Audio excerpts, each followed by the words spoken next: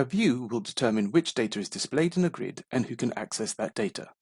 I'll show you how to create specific views that will feature the columns and possibly filters that you wish to expose to certain users or groups.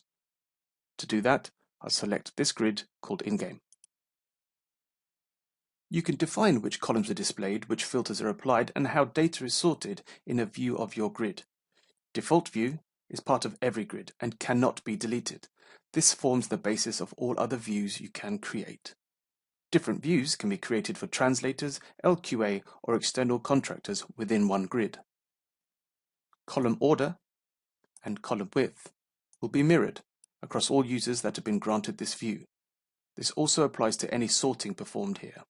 I'll show you that here by clicking on Sort, and I shall sort on English source language A to Z, and you'll see here that has now changed.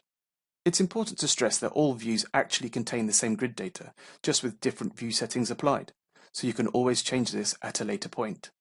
I've actually created some additional columns to the right here. I have screenshot and review needed. I've created this Boolean column type to indicate which rows LQA managers should review.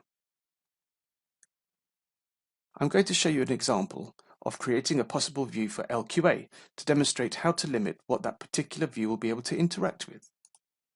So I click here, Access View, and I'll call this one LQA View, and enter.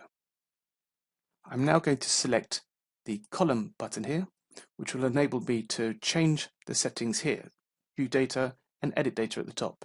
So I shall change this LQA view so that the data cannot be changed within record ID, but languages can, and I shall include view data for path tag, last modified by, and time, and remove the ability to edit from screenshot and review needed.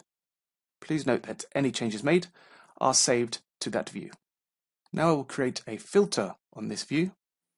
So I click here, and I shall only show those that have review needed with a checkbox. So you'll see that these 4 strings are the only ones in view. And that's how to create a specific access view.